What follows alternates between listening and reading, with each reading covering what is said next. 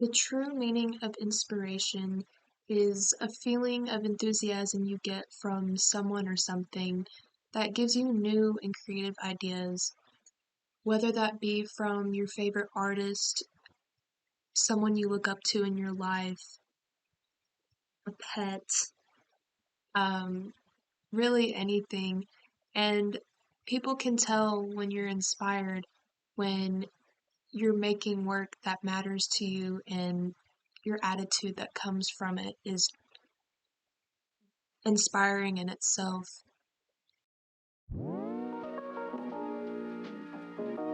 The portrait of Sea Captain John Murphy by Joshua Johnson was done in 1810 using oil-based paint on canvas. The portrait is of a white male figure and the border of the work is a light gray vignette surrounding an oval frame. In the background behind John Murphy there is a true red-colored glow starting at his shoulders and going all the way to the top of his head. That glow blends into a more dark brown umber color that matches his attire, which is a very dark black jacket with round buttons going down the front. He has a puffy white collar that creeps up the sides of his face, and his hair is also dark with a couple of scruffy sideburns and loose curly strands of hair framing his forehead. He has dark eyebrows, rosy cheeks, a small petite pink mouth, and a structured nose with medium to large size eyes.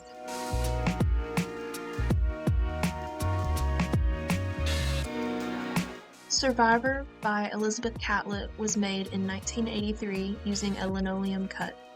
The work depicts a black Mexican woman wearing clothing that would be used for working inside the household. The background is a dark black color, and there's something highlighted in the background also that I can't exactly make out, but would assume would be something like a building in the night. Her attire includes a white headdress, hoop earrings, an apron, a long-sleeve button-up shirt with the collar folded down. She's holding what I would assume to be either a broom or a mop, and the expression on her face is very sorrowful and serious. This is one of the works I was drawn to the most for not only how it was made, but how the emotion on the woman's face leaves you with questions unanswered.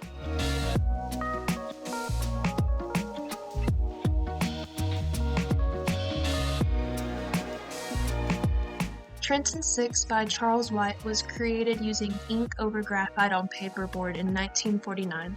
Starting on the left side of the work, there is a man behind a fence of barbed wire with his back towards us. He's looking to his right, showing his side profile. In front of that man, there's another man looking at the woman in the forefront. Behind the second man is a third man looking towards the top right corner of the work. The last man on the left is hidden in the background where you can see a sliver of his face looking directly at the audience. In the middle of the work is a woman standing with her arms outstretched. Her right arm is bent at the elbow with her palm facing upwards as if she is catching something. Her left arm is also outstretched and bent at the elbow at a 90-degree angle. Her hand in a fist with her index finger pointing upwards. Her gaze is also looking upwards as well. Her dress is similar to what I would imagine figures would be wearing in the Bible, having robes on and drapery over their head. On the rightmost side of the work, there are two more men. One of them is in the background looking at the woman in the front, and the man in front of him is looking to his left with one of his hands reaching out to grab the barbed wire fence, and the other hand is almost touching his neck. The work was done using a black and white color palette, and the features are a bit exaggerated by enlarging their eyes, noses, and mouths.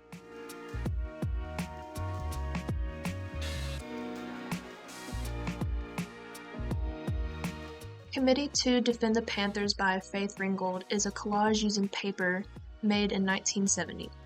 The poster has a red background and text that's in all caps. It reads from top to bottom saying Committee to Defend the Panthers, and it is arranged in a circular design around the face of a black man in the center of the work. His face as well as his features are made out in variations of dark and light greens, and his eyes are red. On either side of his face, there's a side profile silhouette of a man in anger, as if he's about to yell something at the bottom of his design. There's text that reads, "Free all political prisoners, all power to the people." all power being bolded, enlarged, and in all caps, as well as the word people.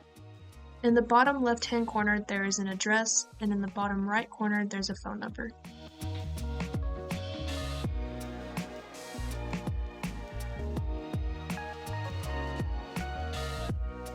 Adrian Asleep on the Island of Naxos by Kehinde Wiley is a bronze sculpture created in 2022.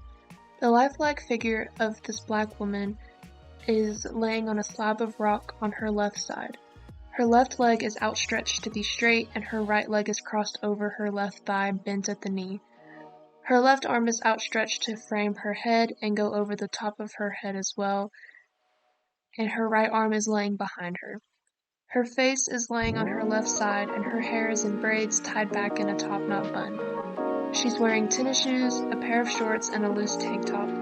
I was drawn to this work not only for the beauty in the figure itself, but also for its excellent craftsmanship. Hey y'all, just checking in, making sure you're paying attention. Don't fall asleep during the thing because points docked off immediately. Then you better watch them. Watch them. Make sure they're paying attention. Okay. Dreamer by Palmer Hayden was created in 1940 using oil-based paint on canvas. The work depicts a black man sleeping in his bed having a dream about playing 3 different kinds of instruments. The first one starting at the head of the bed being a trumpet, then moving on to a guitar, and then ending with a drum being played at the foot of the bed. The man himself is sleeping on a set of green covers with a white pillow underneath his head. His position is on his side with one ankle crossed over the other and his hands clasped together underneath his head for support. He's wearing a gray long-sleeve shirt and black trousers. The background color behind the bed is a dark aqua blue color, and above him is a mist that rolls over and through the instruments being played above. It is a light aqua blue tinted color.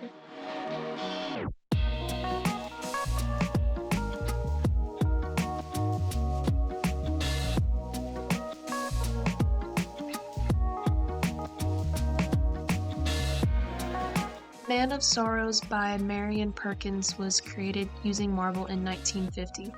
The sculpture is a bust of a black man's head, and starting at the top of his head, he's wearing a thorn crown over his afro hair. His eyes are protruding from his head and are tightly closed. His nose is somewhat flat in structure, and he has a scruffy beard that covers his lips. The expression on his face can be compared to Christ's expression of agony in most portraits and paintings from history.